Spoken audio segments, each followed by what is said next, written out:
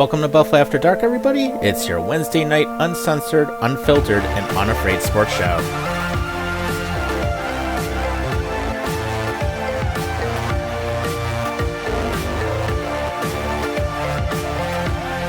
You still up? This episode of Buffalo After Dark starts now. Welcome to Buffalo After Dark, everybody. It is Wednesday night, May 17th. Of course, it's Tom, it's Bob, and hope you're having a good night. Bob, how you doing? How's this week been going? Everything's been good, Tom. You know what? My wife's best friend is getting married on Friday, and I picked up my suit earlier today, so that took up the majority of my afternoon. And the whole week in general has just been very tiresome, and it's been going by pretty fast. I gotcha. Yeah, been a fairly quiet week on my end, and the good thing is we know where we're going for our trip finally, which we'll talk about before the end of the show tonight. So we'll fill you in all on that. So, if for anybody that doesn't know yet, we will reveal where we're going to this year. We are Yep. So, talk about that. And, of course, Bob already has some of my money for it. So, anyways. And so does the hotel that we're staying at. But anyways, we'll get into that more later. We'll wrap up the show with that info. And, of course, if you guys are out in Cincinnati when we're out there, feel free to say hi because we will be there for about 5 days. But anyways, to get on the show, we're on Facebook Live. And, of course, you can give us a call at 929-205-6099. We're here for the next hour, so let's make everything count. And the first thing we're going to talk about, the NHL. A lot of interesting things that came out. But I want to start out by saying the Seattle Kraken impressed the living hell out of me. Even though they went 7 games and they lost to Dallas, they still have a great future ahead of them. And I'll tell you, Grubauer did a great job. It's just the defense, and it was just one bad pass that killed the Kraken. You can blame Jamie Oleksiak for that. Mm-hmm. Shitty defensive play on that play, and Rupert Hintz got the puck and just raised a wrist shot, and that may have just killed the Kraken right there. But I agree with you. Seattle had a great run in the playoffs, and you know what? For a team that for the first time ever that's made the playoffs in the history of the franchise, they've already won a Game 7, and they already went toe-to-toe in another Game 7. So imagine if they went to the conference finals. I think the popularity for the team would probably grow at a rapid pace. Not to say that it hasn't already. Yeah, they have a great fan base. I mean, especially for the first 2 years of that franchise's existence, and you know, it's just great to see. It's just if they can get maybe 1 or 2 more players on that defense instead of just throwing everything on Vince Dunn, it could have been a different story. Well, to be fair though, they have to get Vince Dunn re-signed, and I believe Seattle has around. This year alone, the Kraken have under just $1 million left in the cap because the majority of it was spent on like Grubauer a couple years ago, and then Jared McCann, and then Oliver Bjorkstrand. So they have a couple of guys on that roster that have a good 3 to 5 years left on their contracts. So they're gonna be around for a while. But Vince Dunn is an RFA, so they have to work on negotiating a deal with him. Yeah, and he's gonna be crucial to that defense. So I mean, they gotta put something together for him, and they got to keep him long haul. Well, yeah, I've also heard the name Will Borgen being thrown around in trade rumors, and I'm saying to myself, oh, okay, bring him back to Buffalo. Exactly. I wouldn't mind it. Well, I mean, I want to give someone else a chance, but you know what? I wouldn't mind him as a depth piece, but we'll see. He's not a starter. No, they need a top 4 defenseman, but Will Borgen is not the guy. So right. There you go. Exactly. But no, kudos to the Kraken, though. I mean, to go 7 games, and they had chance all the way to the end. So, you know, give them a lot of credit on that. But then, here's an interesting one out west, though. How about Vegas ending Edmonton's run? Are we really that surprised by Edmonton at this point? No. There's nothing. See, here's the thing. I've bitched about this for at least 5 seasons. And I've always said, and we preached about it, is that the Edmonton Oilers are nothing without Leon Draisaitl or Connor McDavid. Exactly. They wouldn't be in this fucking conversation without those two. And what's even scarier is Connor McDavid and Leon Draisaitl are both unrestricted free agents in 3 years. Oh boy. So if the Edmonton Oilers are to win the Stanley Cup with those 2 guys, they better do it now because the time is running. Yeah. Time is running. And even McJesus said we have to win it next year. Yeah, and if you don't, goodbye, Connor. Yeah, and goodbye Draisaitl probably. Well, here's the other issue too: is McDavid makes $12.5 million. So whoever has $12.5 million lying around, good luck, because he's not coming cheap. I can tell you that for Hey, sure. hey Terry Pagula, drill an oil well. Well, I would love to have I would love McDavid. to have him here. Well, to be fair, he should have been here almost 10 years ago. Well, But right. Except we obviously, got Eichel, yeah, and we and then we saw how got that went. yeah. I also hate the comments about, oh, if Vegas wins the cup, it's another black guy for Jack Eichel and whatever. Him winning the cup and all that. I'm like, well, I think anybody and their mothers know that with Eichel being on Vegas, he's on a super team that's gone far in the playoffs in the last few years. He's nothing without any of those guys. And he couldn't even Exactly. carry the Sabres by himself. And to be fair, he also had some really good talent when he was here. So there's no excuse for him to not be on a competitive level. Right. And the locker room called him a cancer, basically. So And, that's what a lot of people think. That have played well, with him. And guess what? That narrative is still there because Jack Eichel will not change ever. As Right. far as his attitude goes and the way he says certain things, he's just very straightforward. He's not a public guy. He's not a guy that likes to, speak publicly, whether it's to the media or whether it's to the fans or whatever. He's very private, and I don't like that about Jack Eichel. And he's supposed to be the quote unquote captain, even though he's not. Right. And just saying, although then there's one thing about the narrative that happened this week, and when Edmonton lost, and a lot of people were talking about, wow, it's like McDavid and Eichel came in the league at the same time, and Eichel actually went further than McDavid in the playoffs. I was Yeah. like, wow.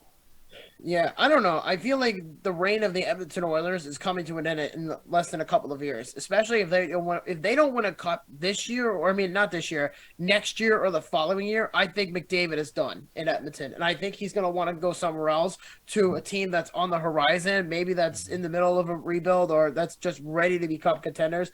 I Right. don't know. I think trading for Connor McDavid, I think is going to be very, very difficult considering that he's again making $12.5 million, and a lot of teams are going to have to move the stars and the moon just for him to make room for him. Mm-hmm. Absolutely. And watch, it's like, there might be discussions of retaining some salary and things like that come up, which that's gonna be something that a team won't want to do. So Yeah. it's anybody's guess, but no, it'll be interesting. But looking at the East, though, how about the Florida Panthers? Okay, we need to talk about this. What the fuck happened with the Toronto Maple Leafs? Yeah, they didn't last in the second round, did they? Holy, Holy crap! was it worth it, Toronto? Was it worth it after 19 years? We want Florida.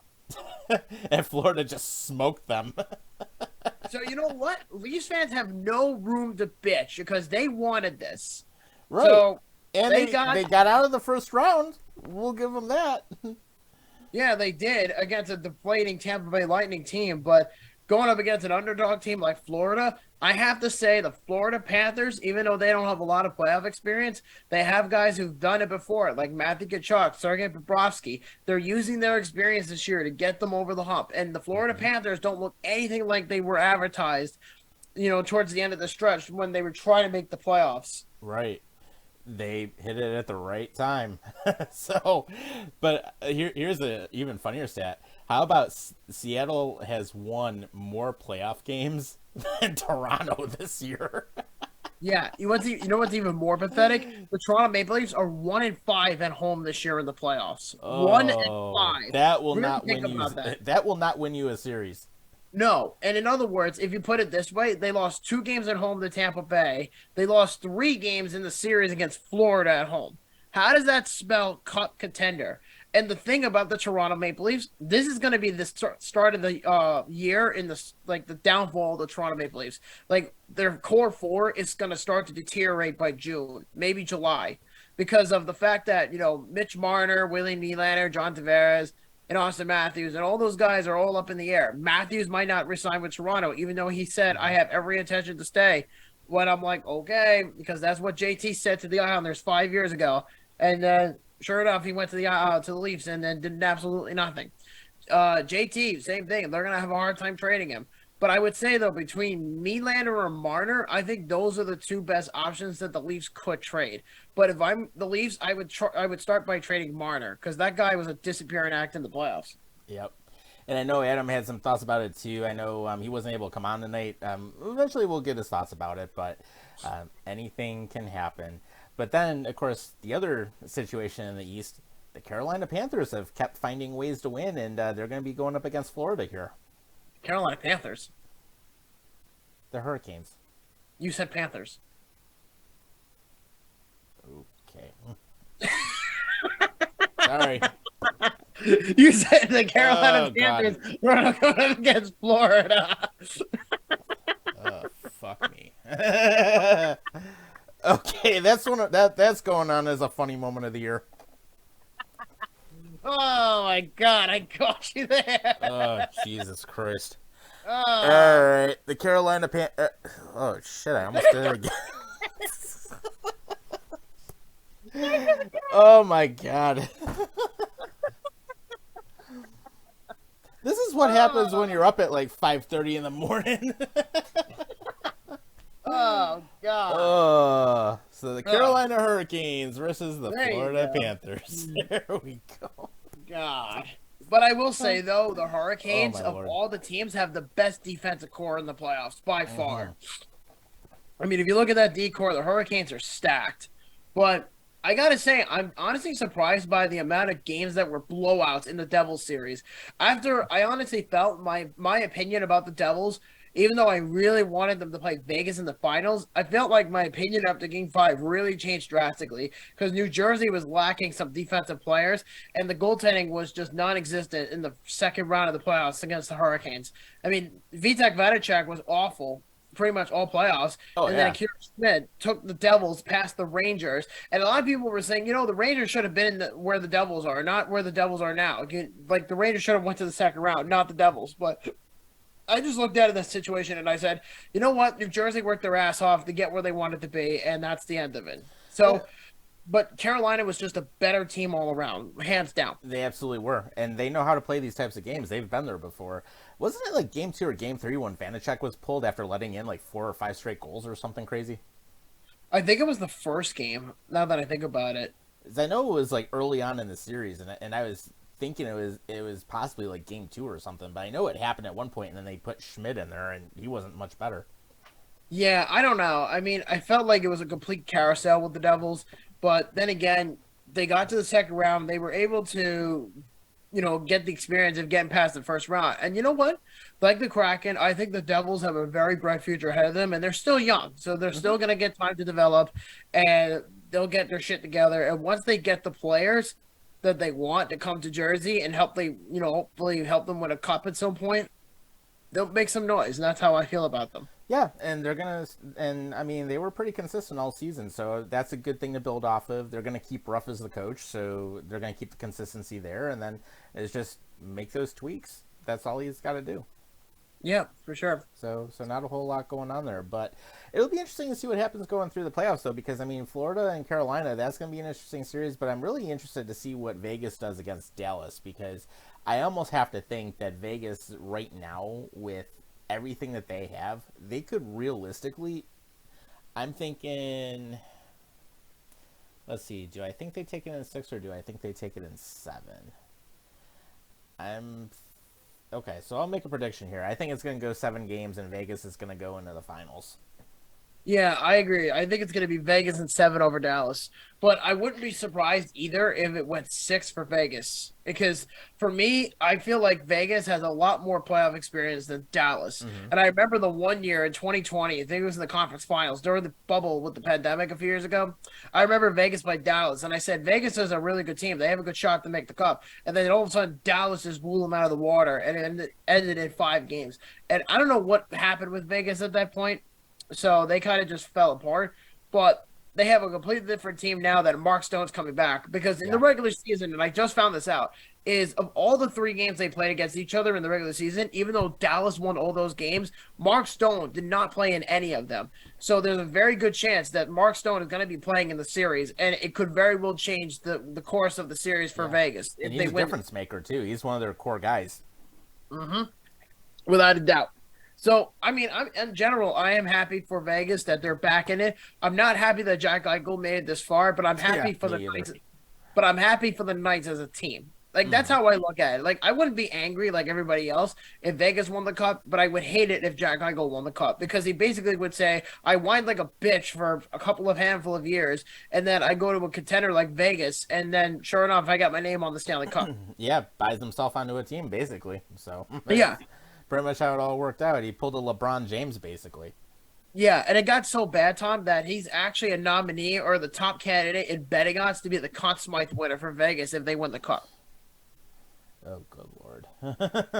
but then of course then we have Carolina and Florida, and that's going to be probably a fairly even matchup. I mean, both teams play well. I mean, Florida's really turned it up, especially when none of us thought that they would even get this far.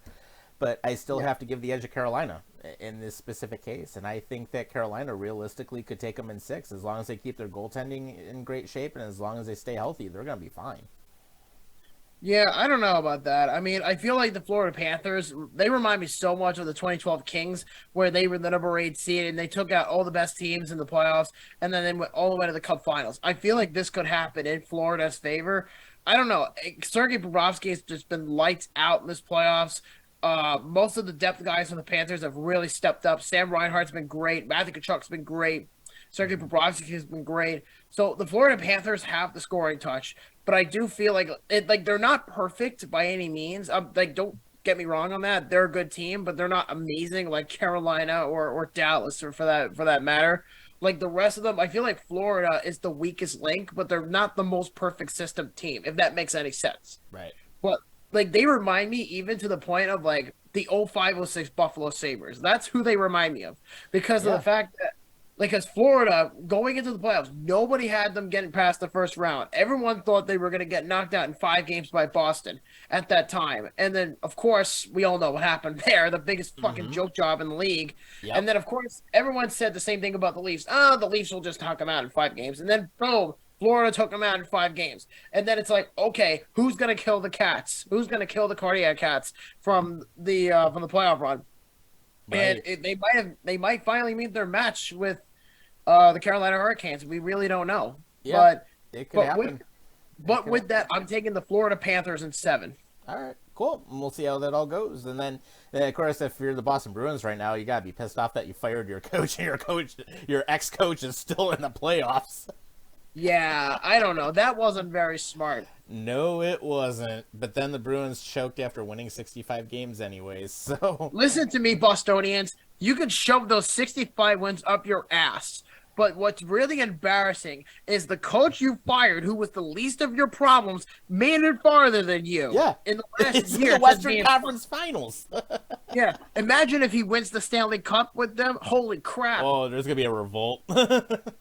Yeah, and this is what happens when the boys club up in Beantown do the stupidest shit, and firing Bruce Cassidy didn't do anything Yeah. to justify that. Yeah, good job, Jeremy Jacobs. Oh, you just lost your concessions contract for the new stadium to Jerry Jones Oh God. and Well, Legends. I feel like the Bruins, when things don't go their way, they always fire the wrong people. They fired Claude Julien. They fired Peter Chiarelli, but Peter Chiarelli was a dud after they won the cup. Right. And then Don Sweeney is a puppet. So Mhm. honestly, the Boston Bruins are just in shambles. But we're not here to talk about Boston. They're a fucking joke. Yeah, But exactly. But what but- we will talk about though is let's jump into the biggest topic of the last 24 hours, and that is holy shit. the Arizona Coyotes, because it's probably going to be the Arizona Coyotes no more unless Bettman somehow gets some like 12th hour reprieve and somehow keeps them in the desert. But anyways, yeah, the Tempe Arena plan, all 3 referendums failed, and even funnier, only 30% of the population voted for it. In terms of like actually 30% of the population took part in the vote, and it failed overwhelmingly, like 55-46, 55-46, and 55-47 or 54-47 or something like that. But in either case, I think we're going to be seeing a new team out in the West. Yeah. And Bettman, does this finally prove to you that hockey does not work in Arizona? Well, there's a lot to digest, so I don't know where do we cut the shit from here, but we may as well just cut the surface now. You know what I mean? Yeah. We may as well, right?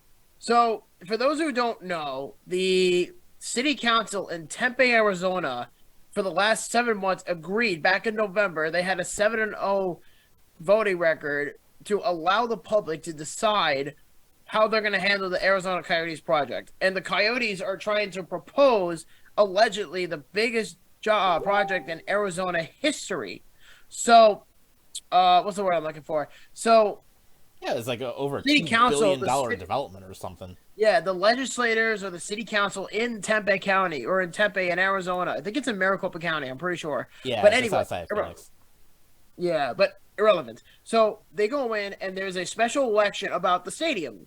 And a lot of Coyotes fans, because I've been watching a lot of videos about the series, about what's been going on, and a lot of Coyotes fans said that they were very confident that the league was going to get the new stadium in Tempe and they keep the Coyotes there for a long time. And for those of you who don't know, they had a plans of 301, 302, and 303. That was the name of the project. And they were all three phases.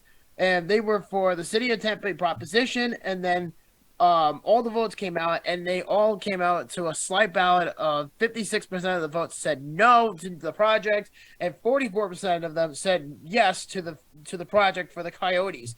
So now, if you take it about it, the people in the city of Arizona or in the city of Tempe have pretty much spoken, and they told the Coyotes to fuck off. We don't want you here. So Yep, just like Glendale did and just like Phoenix did back in the day. yeah, and it's really pathetic because the Coyotes have been in the NHL now for 25 years, and they've already played in 3 different parts of the state of Arizona. They played in Phoenix, they played in Glendale, they played in Tempe. It's ridiculous. And what's even more pathetic is how the owner, Xavier Guzderas, I believe I'm saying his name right, or Alex Murulo, they were basically coming out with a statement, and he basically, so Gutierrez has pretty much said that what is next for the Coyotes will be evaluated by the team and the NHL in the coming weeks. And then Gutierrez departed without taking questions, and he was visibly shaken.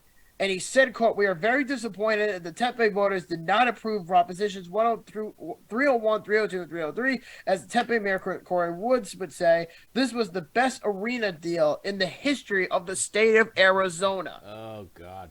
So, talk about desperate. Yeah, and here's what happened. So when the Winnipeg Jets moved to Arizona 25 years ago, they played at what was then known as America West Arena for the first part of their existence, which is now known as the Footprint Center. So here's the thing. The Phoenix Suns own and operate the Footprint Center. They just sunk $230 million in that building. That's no longer hockey capable. So that's where that goes. So that option's out. And basically when they did play there, it was like the Barclays Center when the Islanders played there, where half the ice was underneath the seats. So there was the obstruction. And the scoreboard was misshaped at that point, too. Yeah, it was like off center and all that, like what Barclays had. So I can tell you from experience, that was the biggest piece of pile of dog shit I have ever been to. Mm-hmm. That was hands down the worst arena I have ever been to in the modern age of sports. Yeah. It's a fucking joke. It might be good for basketball, but it's not good for hockey. Exactly. People care more about basketball over in Brooklyn than they do about hockey to the island. It's very simple. Yeah, and the funny thing was that Barclays Center was originally supposed to be hockey capable also, but because the project was over $1 billion over budget, they had to basically go basketball only. So that's what happened there. But then they moved to Gila River Arena, which was built specifically for the Coyotes. And what happens? They couldn't pay their rent, so the city of Glendale kicked them out of their own arena. Yeah, this feels like deja vu. Like, remember what happened with the Thrashers? It wasn't because the team sucked or because of the fans. It was because they didn't have an arena. That's why the Thrashers moved. And the funny thing is, what was then known as the Phillips Arena for the Thrashers, it is hockey capable. Well, not anymore. It's not. They just sunk a ton of money to rebuild that building. But it was a situation where they had an arena that was built specifically for the Arizona Coyotes, and they still had no fans. And the funny thing is, they're like, oh, well, it's out in Glendale. People can't get to it. Oh, yeah, well, if it's out in Glendale and it's right next door to State Farm Stadium, how is it that you have no fans out in Glendale? Simple. Your product sucks. That's why you're not getting any fans. I've also heard like navigation wise by car, it's a nightmare to get to. Kind of like the Canadian Tire Center in Ottawa. Yeah, it's like an hour away from, like, the downtown or something crazy just because of how you have to get there or something, but... I honestly don't know because Yeah. at that point you're just like you're basically just desperate for oxygen at this point. Yeah. But it gets worse. It gets worse. I don't know if you heard this part, and I'm gonna read this to Mm-hmm. and there was a report, and I'm gonna actually pull out the full details because I actually copy and pasted this to you. And there was a report that came out that said Brian Keller, Clayton Keller's father, tweeted that his son will not play for the Coyotes next season. And he said, quote, Clayton will not be there at the beginning of the season and expects others to follow or not sign. The team will be moved and there are no other options, and Phoenix will regret losing a professional sports team. The city just got diluted from a perception standpoint, privately financed too. Phoenix will regret losing a professional team, private finance and politically sent to the public vote. Fix wasn't from the beginning to keep that beautiful landfill, and compare that to the public money that the Oakland A's are asking for from the taxpayer dollar. So, in other words, Clayton Keller might be requesting a trade out of Arizona because of this move. Well, it surprised me. I mean, and right now, Arizona is not doing well on the talent side of things, so... I mean, let's look at it this way. If Arizona was smart, they would have built that arena in Tempe if they wanted to be in Tempe in the first place. Well, they also promised that there would be no income taxes or, people would be paying from their pockets, but they lied about it. And it got so bad, Tom, that I read a rumor that the executives from within the Coyotes, or the political standpoint of it, went from door to door to the residents in the area to pretty much say, please help us vote and Yeah. save our Coyotes. That's what I've heard. Yeah, that's pretty pathetic when that happens. I mean, the bottom line is the team has no support in Phoenix. Straight up. They just have no Yeah. support. And it's like, how many new arenas do you have to build in order to try and get support? I mean, the team is a laughing stock right now. You're playing in a 5,000 seat arena that has less capacity than what their AHL team has. Yeah. Oh, and it gets even better. The Coyotes also confirmed that they will be staying in Arizona for next season at Mola Arena in 2023-24.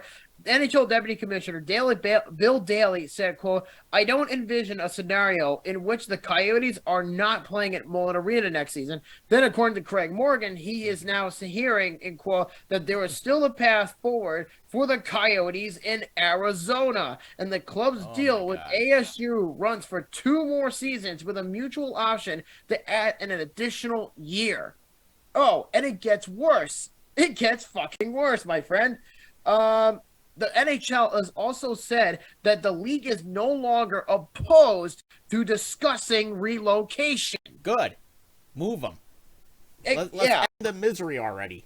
Oh, and it gets worse. If Gary Bettman does not decide or come to the conclusion of a relocation option for the Coyotes by the draft, the players will have to either join free agency, or this will be the fastest relocation in NHL history. Oh my god.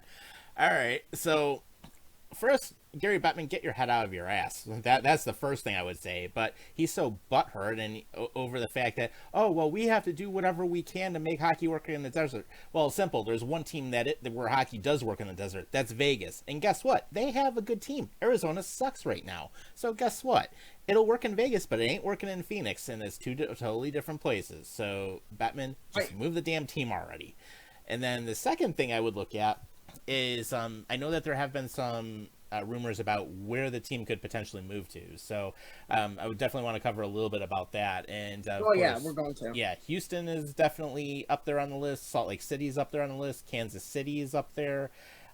Quebec City, but then the more I was thinking about it, then you'd have to realign the conferences again, and that's going to be a pain in the ass. But yeah, I mean, when you look at it, Salt Lake City is 10 hours north. They have a hockey-ready arena in the Vivint Arena, which just got a massive redo, and it holds preseason games already. So, I mean, Arizona has played there before in the past, so that's not a huge move. It's still in the same time zone, still in the same conference. You don't have to touch anything. And plus, that arena is actually one of the most advanced now after the redo. So So there's one place. Then you have Houston, Hockey Ready Arena. They had the Houston Aeros, the AHL team, which they ended up moving to be closer to the Minnesota Wild. But at the same time, that arena, it is going to get some redos, like some renovations, but the building is modern and it was set up for hockey from the start. So that's another spot you could potentially go to right off the bat. Kansas City, you have the T-Mobile Center. Pretty much brand new arena within the last 15 years. It is NHL ready, and it's held college basketball games there before. It holds hockey games. The only concern with Kansas City right now is with Kauffman Stadium moving downtown. Would there be anything related to it? I don't know. But it does sell out when they've had hockey games there. So that's another spot they could go to. Obviously, we know Quebec City wants a team. So they have an NHL-ready building that they built specifically to get an NHL team.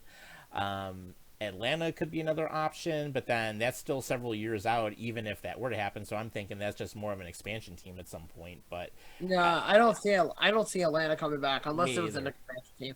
But I would say though, of all the teams, or not all the teams, of all the cities that are nominees for the relocation for the Coyotes, I find it so random that Sacramento threw their hat in the ring, because it's like, why do you need another California team in the NHL? You already have three. You have the Kings, the Ducks, and the Sharks. You don't need a fourth one. Right. And literally, you'd have four teams. Well, three of the four teams would all be within a 2-hour drive of each other. There you go. Exactly. Yeah, because, I mean, Sacramento is 90 minutes from San Francisco, and literally you can ride from San Francisco to San Jose on their subway line. Yeah.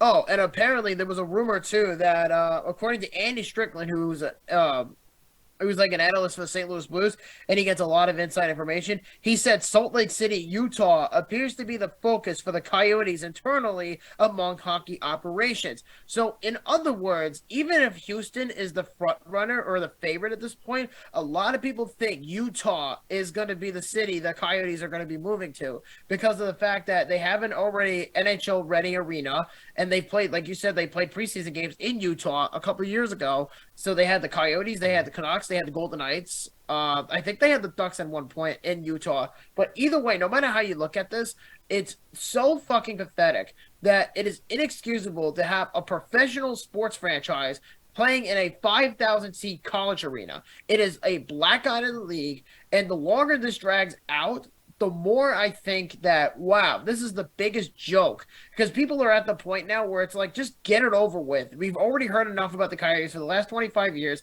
They were talking about, oh, we're going to relocate them here. We're going to relocate them here. We're going to relocate them here. Yeah. You know, it's just, it's also a game of executive hot potato. They've had probably more owners than they have wins in the playoffs. Right. And that's saying a lot. Yeah. And the thing was, they had a potential owner with super deep pockets, Jim Balsillie. He wanted to move him to Hamilton. What happens? The Sabres and the Toronto Maple Leafs shot that down real quick. Well, yeah, it's like, why the hell would they want another team in Hamilton? And he tried to move the Nashville Predators there once, too. Yeah, good luck with that. I mean, if the Buffalo Sabres and the Toronto Maple Leafs are telling you to fuck off from Hamilton, that means that you can probably just stay where you are and go someplace else. And Hamilton doesn't even have an NHL-ready building anyways, so... Yeah, I've actually heard San Diego was also an option, but I'm like, how are they going to put a team in San Diego? Hell, they couldn't even keep the Chargers. So how am I going to how am I going to convince myself that? And I don't think their arena's NHL ready anyways. So I mean, either way, it's a black eye for the Coyotes, no matter how you look at this. And I understand that Alex Marullo, when he said the goal is to keep the team in Arizona, he knows deep down they're not staying, because at this point, I mean, unless he finds some kind of diamond in the rough in details of where they can move the team in Arizona and any part of the state, all the major areas don't want the Coyotes. You could say goodbye to Scottsdale. You could say goodbye to Glendale. You could say goodbye to Phoenix. You could say goodbye to Tempe. It's a fucking nightmare. Hell, the Golden Knights play in downtown Vegas, and they've only been in the league for a half a decade, and they're a hell of a lot better historically than the Arizona Coyotes. Exactly. And actually, I'm thinking Sacramento we can count out of the mix, because that new Golden One Center has only been open for about 6 years now. It's not NHL ready. It was built for basketball only. So then there's the other problem. You'd have to retrofit it, and who knows how long that would take. So it's like literally it comes down to, I think, basically, if you want to keep the conferences the way they are and keep the divisions the way they are, you have to go with either Salt Lake City, Houston, or Kansas City. The only problem I have with moving the team to Utah is if, let's say for the sakes of like argument, you said to me this morning, how long was the ride from Arizona to Utah? 10 hours. 10 hours. Okay, Yeah, so it's if 10 you're hours like straight north. yeah, and that's like what, over 4 states? No, no, just going from Arizona to Utah. Okay, so if we take that into account with that car ride alone from Arizona to Utah, it's like I don't even know where to begin with that because it's like I understand moving the team to Utah because it's a new program. People Mm-hmm. would be engaged with a hockey team Yeah, in the NHL. probably the quickest relocation too, because I mean it's going to be closer than going to Houston. So I mean that's another thing, and I'm thinking just in terms of the relocation purpose, it might be easiest because then Bettman would probably want to try and get a $750 million expansion fee out of Houston.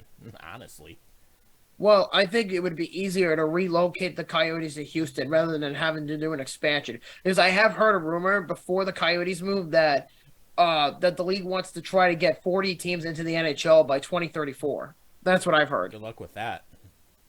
Yeah, I don't know. I mean, he's already halfway there with Seattle and Vegas. So yeah, you got like what 32 teams at this point. It's 32 teams, and they want to be the first professional sports league in the history of mankind to have 40 teams in one league. Right. Which I mean, it makes sense. 20 and 20. 20 out west, 20 out east. So But it's like, how much further can you go? right. And one And other how much thing further too. can you dilute the product? That's the other thing. Yeah, and I just got off of Twitter with I have a sneeze coming up, so I'm just letting you know now. Mhm. But the Arizona Coyotes just sent out a letter to their season ticket holders, and it says, and I'm going to read this to you. Sorry, here we go. It says, to our pack, while we are very disappointed Tempe voters did not approve the proposed entertainment district, we want to thank all our loyal fans who supported the Coyotes over the years. Your loyalty is what makes our pack strong. During the 23-24 season, the Coyotes will play at Mullet Arena. In addition, we'll remain committed to Arizona and have already started re-engaging with local officials and sites to solidify a new permanent home in the Valley. We look forward to sharing more with you in the coming weeks. Sincerely, Xavier Gutierrez, President and Chief Executive Officer of the Arizona Coyotes. Not gonna happen. He's delusional. It's just like Bettman. It's like how many times do you throw something at the wall and hope it sticks? I mean, it's not gonna happen. Arizona, you had your chance. You're losing your team. Say goodbye to the Coyotes. Well, if you want a bit of a rejuvenation of what's going on, Patrick Mahomes on his Twitter feed just said Kansas City Coyotes has a nice ring to it at NHL. What do y'all think at T-Mobile Center? Yeah. This was tonight. Yeah, and their building will fit over 17,000 for hockey, so it's a good size for them. I mean, the Vivint Arena in Salt Lake, I think, is around 17,000 for hockey, and I know the Toyota Center in Houston, I think, would be closer to 18,000. So, I mean, they're all good-sized buildings for them, and they're all relatively newer, or they've been completely redone. Yeah, I mean, I don't know what's going to happen, but at this point, I'm almost 90% sure the Coyotes are moving out of Arizona. There's just no place for them to go. And plus, if 3 different areas have told you to fuck off because you were too poor to pay the rent or because you couldn't put a good product on the ice, you need to really deeply think about this because I feel like before, and I said it earlier, is I feel like the Coyotes are right now in like the 5 stages of grief. And right now the Coyotes, with them pushing with the whole, oh, we're going to move the team to a different part of Arizona, that's denial. Because if you already have been told by the county and by the citizens of Tempe to fuck off from the area, and it's not because you're bad, because they don't want to spend $1 billion within the next 2 years of development for an arena. Because the original idea for Mullet Arena was to have it as a temporary home until they get the new arena, and unfortunately, that's not going to happen. Right. And then, of course, same thing happened in Glendale. The Coyotes built an arena specifically for them, and they got kicked out of their own building because they couldn't pay it. So, I mean, that's another place that told them to get out. Phoenix told them to get out because the Suns didn't want to share the arena with them anymore. So it's literally, you can't be building an arena every 10 to 15 years hoping that you're going to get fans just by moving to where the fans are. If the fans really cared, they would have showed up. They would have been going out to Glendale. They would have gone to Phoenix. I mean, I don't even know if they sell out the Mullet Arena, quite honestly. I haven't seen like any specific things on that, but if they can't even sell out a 5,000 seat arena, you don't deserve to have a hockey team. It's that simple. The only time I've ever seen the Coyotes sell out is during playoff games, like a decade ago when they were actually good. Right. But then that's a decade ago. So This whole thing is just a dull waste. I don't understand. I mean, like, I understand. Like, if you're a Coyotes fan and you're watching this video, we deeply sincere our condolences for your team. But it's just, it's so difficult because of the nostalgia that adds to it. Because they've been within our lives for the majority of our time on this earth, and specifically for me, because I was born in 1992, and they went to Arizona, or I'm sorry, they went to Phoenix in 1995. So I pretty much grew up with that team. As far as, no matter how bad they've been, they've also had some good players. They've had Keith Kachuk, Jeremy Roenick, Shane Doan, Nikolai Hoppy-Bulin, and then so on and so forth. But it's just, I don't know. It would feel weird to say, the Coyotes are officially out. It's not like the Thrashers where they've only been in the league for like a decade and then they go to like Winnipeg. It's like, what, like whatever. But it's the longevity of badness with the Coyotes. Like, they're fun to make fun of, but it's also sad because people have been so hard on them with in terms of their attendance and with their games and stuff like that. So it's almost going to be impossible for me to keep my composure as far as saying goodbye to the Coyotes when they have to officially say goodbye. But at this point, I just don't see a future in Arizona. right. And even early in the season when they were playing the Winnipeg Jets, they couldn't even sell out the Mullet Arena with 5,000 seats. And actually, this is from the Flyers Insider. They ended up going up against Winnipeg. They offered 300 to 400 students from ASU discounted tickets for $25, and they still couldn't sell it out. That's just pathetic. I'm sorry. The Coyotes, listen, I like their uniforms. I think they're one of the best in the league. But the team as a whole, and it's just been a game of hot potato for 25 years. It's time to pull the plug. Yeah. Oh, and here's another reason why they can't sell it out. I was taking a look at what they had for that specific game. Take a guess at how much per seat they were selling tickets at. For what? One Coyotes game? Yeah, against Winnipeg, where they still couldn't sell it out. I'm going to say 200 for one person. No, way more than that. Wait a minute. 300. Nope. I give up. Who? $441 a seat. For a fucking Coyotes game? Yeah, for sections 102 and 120 to be in the bowl, which only has like 20 rows. $441 a seat. Hell, Dan Snyder would never offer that kind of money when he ran and standing room only, $96.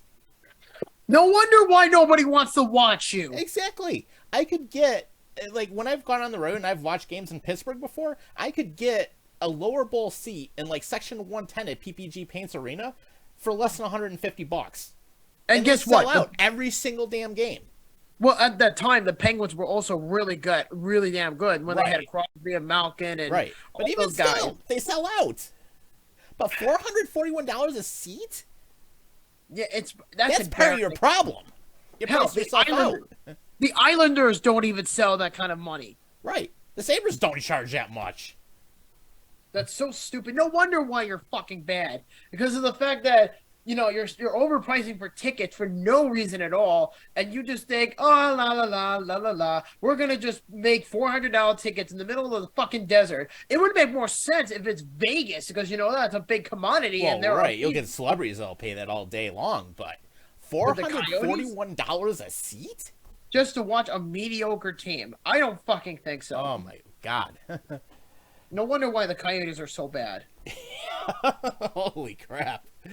Oh, man. And to think we only have about 12 minutes left to get through the last, several Let's just push through. Let's just we'll just do some rapid fire here. But, yeah, we'll talk more about the Coyotes issues coming up. But, yeah, simple. Note to Arizona. Don't charge $441 a seat. You may actually attract a fan base, dumbass. So, anyways, we'll have more fun with that. But if you want to get on the last part of the show, 92920566099, Connor Hellebuyck does not want to be part of a rebuild. No, he doesn't. And apparently there's a rumor going around saying that if the Jets make him available for trade, the Sabres are interested, along with the Devils and the Kings and the Ducks and the Penguins and all that. I don't know. I like the idea I mean, in theory, it is just an idea, but the question is, what would it cost? Because he's a penny UFA in 2024, and Hmm. even if the Sabres sign him, I don't even know if it's a guarantee he stays. Yeah, I don't either. And especially, I mean, you've got Devin Levi in the pipeline right now, too. I mean, he showed what he could do at the end of this past season. I would love for him to still continue developing. But he showed he can play in some big moments, and he kept us in a lot of games when we were scratching and clawing to try and make the playoffs. So, I mean, would Hellebuyck be a great person for Levi to learn from? Absolutely, he would. I Well, mean, it yeah. would give us a great 1-2 tandem there.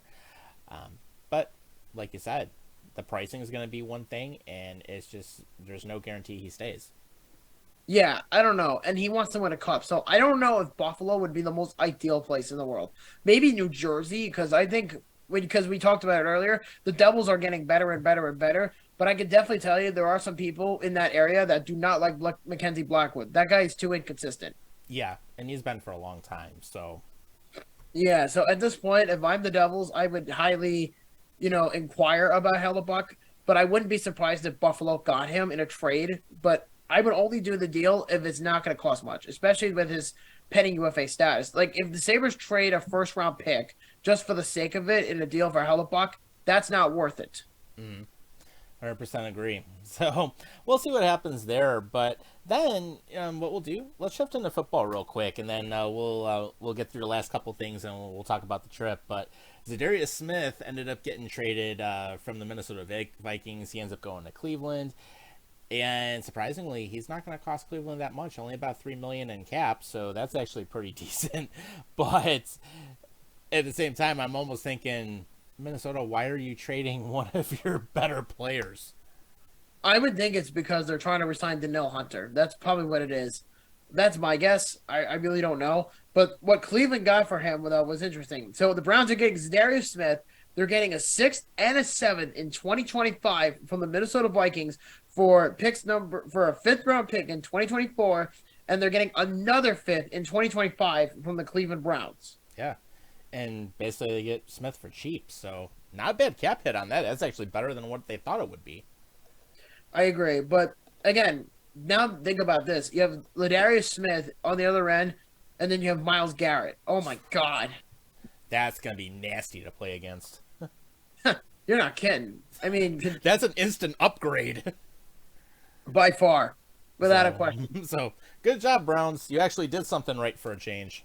So, and with that being said, too, then of course Saquon Barkley. There's some interesting stuff going on with the New York Giants because he has rejected every single offer that's at least 12.5 million average annual value or higher that they've presented to him so far. Well, I've also heard he rejected a $14 million extension from the Giants. He wants to make more money than Christian McCaffrey. And I'm just saying the only difference between Christian McCaffrey and Saquon Barkley is Christian McCaffrey actually made it far into the playoffs and was a huge contributor. Saquon Barkley did nothing in the playoffs. Exactly. And McCaffrey had him going all the way down to the Super Bowl, and basically, of course, 49ers didn't show up, but then at the same time, he helped get him there. Yeah, it's ridiculous, honestly. But I hope for their sake that they get what they want because I feel like running backs are becoming expandable within the next like decade. Right. Because that's why nobody wants to pay running backs an exorbitant amount of money because of the fact that once you pay them, they start to go into a decline. Look at Ezekiel Elliott. Look at Todd Gurley. Those two guys are Yeah. not even don't even And have Zeke's not jobs. even signed yet. Yeah, and a lot of people are saying that he's regressing really poorly. Like the Bengals were interested in him, the Jets were interested in him, Mm-hmm. the Eagles were interested, the Buccaneers were interested. So there was a lot of teams that were interested in Zeke, but I don't know. There was even a rumor that he was willing to go back to Dallas, and I said there is no chance in hell that Zeke is going back to Oh Dallas. God, no! Jerry Jones wouldn't bring him back. No, after what they just did. But that's also on Jerry Jones for paying him that much money. Well, yeah, exactly. But yeah, no way Zeke goes back there, and it'll be interesting. Maybe he's like a late season pickup or something. But at the same time, I mean, Zeke is been known to be injury prone at certain times, and he also is not getting any younger. Plus, Tony Pollard is younger and he's cheaper than Zeke. Yeah, and he played better than Zeke in a lot of cases. Yeah, I wouldn't be surprised if Tony Pollard in fantasy football when it comes around. I wouldn't be surprised if that many people took him. Yeah, I wouldn't either. It'll probably be one of the one of the higher end picks, to be honest. So Yeah, and if it makes you even feel better, even more, the New York Jets are in turmoil because star defensive tackle Quinnen Williams, who pretty much updated his bio on Twitter Monday afternoon, he basically said defensive tackle for ... With that last tweet in this retweet of a contract that the Giants gave to Dexter Lawrence, which was around $90 million with $60 million guaranteed. And Quinnen Williams is clearly sending the Jets a message as they're working on a contract. And the last report about it is that the two sides aren't close to an agreement. So, in other words, this is what happens when you invest over 100-something plus million to a geriatric 40-year-old quarterback and you're having trouble re-signing one of your best pass rushers. I don't blame him for wanting that much money. I will tell you that. Like, he's a good player. I'm not going to take anything away from Quinnen Williams. Yeah, but I won't either. I heard a lot of Bills fans were saying that they should be very in on Quinnen Williams. Send him to the Bills for like Ed Oliver and like a first-round pick or something like that. And I'm just saying to myself, I would love to do that. Get Quinnen Williams or Ed Oliver because let's be honest, Quinnen Williams is a huge upgrade over Ed Oliver at this 100%. point. And that's not to say I don't like Ed Oliver. My wife absolutely loves him, but yeah, I mean, I like him to an extent, but he is very inconsistent. And if you're inconsistent when you're in big games, you're not going to win the big game. So no, and it's not going to help your case. But exactly. Quinnen Williams on a very solid Buffalo Bills defensive, core, I think that would be huge by their aspect. Yeah. But again, you don't want to overpay for defensive tackles because some of them, fade out into obscurity once they get paid. It's very true. We've seen it happen before. There's a lot of examples we can throw out there. Yeah. And I don't know. And there's a lot of rumors about the fact that he might be getting around $100 million from the Jets. And I'm saying to myself, if the Jets pay him $100 million for next 5 years, they're out of their fucking mind. That means because they have Aaron Rodgers' contract, and they're going to be the fourth worst team in the cap next year by next spring. Like this year, they're fine, but next year is what's going to really kick the Jets in the tire, because the Jets are now under this radar, and all the pressure is on them to try to win the Super Bowl with Aaron Rodgers. But we all know deep down that's not going to happen. It's not going to. They don't have a team around them, and they're not going to build one quick enough to make it happen. And plus half of the receivers that the Jets have now are all buddy with Aaron Rodgers. Right. And he hasn't done anything with them in Green Bay before either, so what makes a difference? And plus, it also doesn't help that the egghead Nathaniel Hackett is your offensive coordinator. Yeah, we know what he can do. Say it with me. The Jets are stupid. Yes, they are stupid. Watch them get desperate when they have to at this point. The Jets are, especially if they have a mediocre year, holy shit. The entire city is going to burn in flames. Yep, and they'll be in cap hell before you know it, so that'll be another problem. But So technically, they have one shot to win the Super Bowl. Yep, and watch, they'll be one and done. So even if they make the playoffs, I would love for the Bills to knock them out. Yeah, same here. But it'll be funny. Now we'll get to listen to Zach Wilson bitch and cry and complain about the fact that, he's not the starter. Well, guess what? He hasn't done any damn thing to deserve it anyways. So yeah, that's where we're at. But we'll do with the last couple moments here. Let's end on a good note. We'll definitely talk more about Arizona later, but let's reveal the trip. And the city for 2023 is, drum roll please, Cincinnati. Yes. We're going to Cincinnati, Ohio. Yep. So we are going to be going for Week 9, Sunday Night Football. And the beautiful thing with what it is, we already know where our seats are. We already know where we're staying. It'll be the short walk from Kentucky to Ohio. So basically just with the Ohio River separating us. Absolutely. But you know what? It's funny because I think when we first did this series, when we went to a different city, we tried to go to Cincinnati last year. And this was before the Damar Hamlin incident, where we were supposed to go, and then it fell in January, and my wife couldn't take off from work, right. So we went to Kansas City in the 2022 calendar year at that time, and we had a freaking blast. Great trip. That was That was awesome. Yeah, and actually, the documentary is still on our YouTube channel too. So if you want to Yeah. see some of the things we did during that, by all means, definitely take a look. But And it'll be a fun time. We're looking forward to it, and I mean, of course, a lot of things we're already thinking about. We'll be relatively close to Pro Football Hall of Fame, which I've been there before. I've been to the Rock Hall before too in Cleveland, which is only a few hours away from Cincinnati. So probably take a day trip out there. Of course, Buffalo Trace Distillery. That's not too far from where we'll be, so there's always that.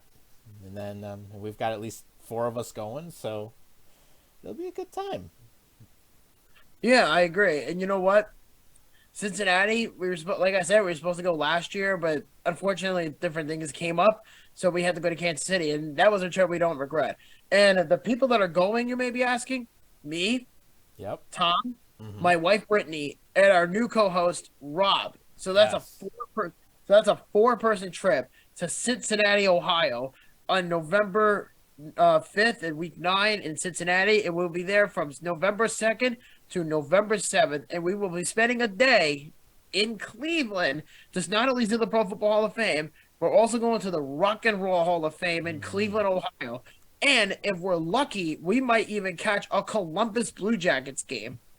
Yeah, so we'll see how everything works out schedule wise, but I mean, the nice thing is Cleveland and Columbus are not that far apart from each other. Same thing with Cincinnati; it's not that far apart, so it's easily doable within a day, within a few hours, which is good.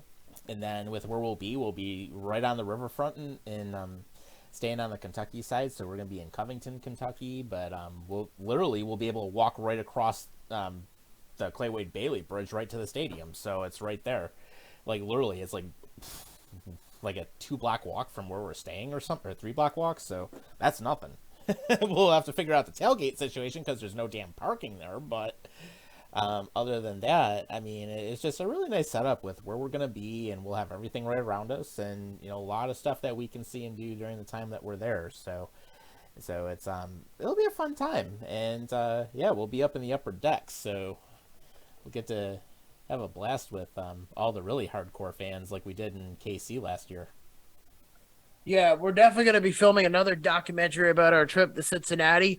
And if everything goes smoothly, because my wife is waiting on approval for her job to give her the days off, it is expected that she will get the days off for Cincinnati. But what is not a guarantee is the later dates, which is after Thanksgiving. We're supposed to take a trip to Philadelphia, Pennsylvania to see the Eagles, but Tom cannot go on that trip because of his schedule, Yep. but that could change drastically. Very true. Like right now, I don't have vacation time for it, so that's kind of where I'm out. But I've also been involved on some major projects with my day job, so that's been where I've tied up a little bit. So schedule-wise, for me, it's not looking likely, but you never know. I mean, it's something we'll kind of play it by ear. But Cincinnati is definitely a go on my end, and got everything approved last week. Yeah, So Cincinnati is approved. Yeah, I was approved for Cincinnati. You've been approved for Cincinnati. Rob's been yep. approved for Cincinnati, and Brittany is likely going to be approved for Mm-hmm. Cincinnati. So we're going to be good to go. Yep, and shit, I already put down the first night deposit for the hotel room, so on my end. I didn't even get the fucking tickets yet. Yeah, no, I made sure just to make sure I got the room at that place that I sent you guys in the chat. So Yeah, at that yeah, I Holiday know. Inn. So Oh, believe me, I know. I am fully aware of that. But yeah, I'm just saying, from the general perspective, we didn't even get the tickets right. yet. No, I know, but I made sure to make sure I have a spot. So and then Well, yeah, for and it's sure. actually it works out because then this way I'm not going to be changing hotel rooms like 5 times like I did in Kansas City. So Please don't do that again. no, I'm not going to. It's actually the place I reserved at. It's actually the cheapest rate, and it's right there. So. Well, there you go. So So it there's all works out. I mean, hey, well, I look at it this way: Kansas City have freed up $500 for me, so it's all good. yeah, for By sure. switching. But no, that's where we're gonna be. So Cincinnati, here we come. Get ready for us. Of course, if any of you guys watch us from there and intend to see us, by all means, feel free to drop a line, say hi. If any of you have a preference between Skyline Chili or Gold Star Chili, drop us a line too. Let us know which one you think is better because we have both of them in walking distance. Yeah, for sure. So, I mean, I'm excited for Cincinnati. And I've also read that the weather in Cincinnati in November, around the time we go, is around the late 50s, early 60s. So, the Cincinnati Zoo is definitely going to be open for business. Mm-hmm. Yeah, definitely another spot. And of course, if anyone's watching from that area, tell us some good spots near a stadium that we can go have some beers at and get some good food. So, Well, one place I've heard that's supposed to be like a top-notch place, like a must-see go like do like destination in Cincinnati, is Finley Market. That's like kind of like the Quincy Market in Boston. okay, But Finley Market in Cincinnati is supposed to be a must-go if for anybody who's like big into like food and like walking around and stuff like that. Like I heard it's a very nice concourse in that nice. area. Yeah, kind of reminds me if we do the Seattle trip in a couple years, go to Pike Place Market when we're out there. Hmm. So that'll definitely be one of the big spots. And that trip, I would definitely want to try and do a Kraken game at the same time. Yeah, but we also have to be assured that everything falls in their favor because Yep. Britt said, regardless, no matter what day it is, she doesn't care. She wants to go to Seattle. Mm-hmm. Yeah, and plus we'd be flying out there, so we'd have to get that planned out. We'd have to rent the car and all that fun stuff. So we And basically have to. So basically, we'd have to do a repeat of Kansas City. yeah, basically. The only Whereas difference whereas with Cincinnati, we can just drive there, so it's a little easier on that part of things. But well, I actually spoke with Rob not too long ago about Cincinnati, mm-hmm. and we pretty much told him, "Hey, we can come pick you up, and we can carpool to Cincinnati together. So if you have anything that you want to bring with you, so be Yeah, it. Go for it. Because we're going on a massive road trip." And Rob has specifically said to me that this is the first city he's been to outside of New Jersey for a football game. So that's going to be first fun. time Like for everything. he's been to Pittsburgh. He's seen the Giants. I believe he's seen the Jets. He's never seen the Bengals. And to be fair, none of us have really in Right. person at least. But it's ironic We saw the because Bengals, the home opener a couple years ago. Remember when you and Brett were up here? in Buffalo, yeah, I remember that. Okay. That was a fun game in general. That was a great time in Yeah, general. that was And hotter than hell out that day too. It was like 93 degrees at game time. I was wearing jeans. Yeah. So was I. I had swamp ass afterwards.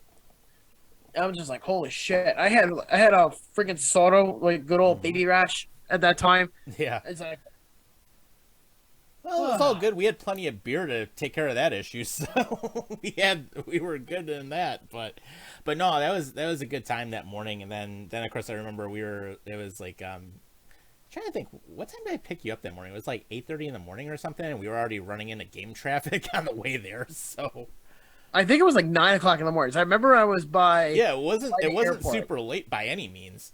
No, and it was a Sunday because I remember because we were coming out of the hotel and you were like, oh, let me just go to the gas station real quick, or let me go to the bank real quick, and I'll come pick you up, and then we'll take a ride over to New Mhm. Era Field and tailgate it. And I was looking at you, I'm like, what are you doing? And you said, oh, I'm just going onto some guy's lawn. I'm like, how are you going on someone's lawn? He's like, oh, I just bought their lawn for a couple of hours. I'm like, are you Yeah, even allowed to do that? yeah, Is that even legal? $25. It's like yeah, people right around the stadium they offer their lawns to park.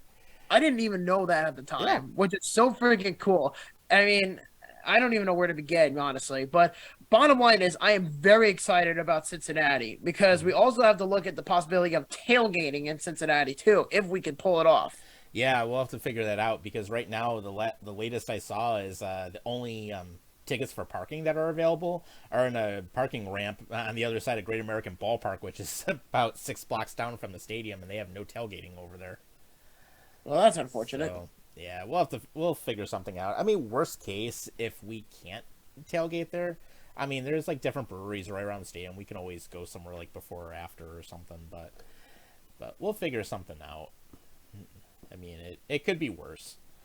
Yeah, I think we'll figure it out. I mean, I'm not really that worried about it, but we'll figure it out. Yeah, me either. And same thing, but no, it'll be a fun time. And then it'll just depend. Do I want to rent a car or do I want to take my Jeep? And I just have to talk that over with the missus here and see what she says and what we want to do. But best case, well, yeah, if I take the Jeep down, I take the Jeep down. If I take the truck, if I rent a different SUV or a truck, then I take that. But one way or the other, come Cincinnati or bust. So, Well, well, I can't see you being a boss since you already spent your fucking money on a hotel. yeah, And you don't have the fucking tickets yet. right. Well, I only put down the first night, but I know the hotel's going to cost me about $850, so I already know that. Listen, that's a bargain compared Which to is actually good considering where it is and the fact that I mean, I think on average I'm spending like 120 a night or something. Yeah, I don't know. It's not too bad. I mean, Britt and I will definitely be going in the same hotel as you and all that stuff, and Yeah. we'll have breakfast together. But we'll figure it out. Regardless, BAD fam, we are going to Cincinnati in November for the Bills Bengals game on Sunday Night Football. Yep. And I can guarantee you one thing: we are not paying $441 a ticket like the freaking Coyotes were doing. Hell no. Hell no. Oh God, we'll have to make fun of that one of these days. Eventually, we'll talk more about that as that story unfolds. But with that but with that being said, it was a quick hour. So, anything else you want to throw in before we take off for the night? No, other than just the fact that I'm ready to go for Cincinnati. I'm excited, and it's going to be a blast. I can't wait. Yep, same here. It'll be a good time. Looking forward to it, and actually, on my way back from Cincinnati, after the trip is done, I'll be going through Cleveland a third time because I have to drive through Cleveland to get to Cincinnati. So it'll be all good. But no, it's nice. It's basically about a 7-hour drive from where I'm at. I know it's a little bit longer for you, Brett and Rob, but it'll be a good time, and looking forward to it. It's our what we're doing is basically our yearly trip tradition now. So. Mm-hmm. So. And of course, we'll be live from there at some point too. So when that happens, you'll see. Hell yeah. Yep. But that being said, for everyone that jumped on and joined us, we appreciate it. As always, thanks for tuning in. And of course, as always, take care of yourselves and each other. We'll see you next time around.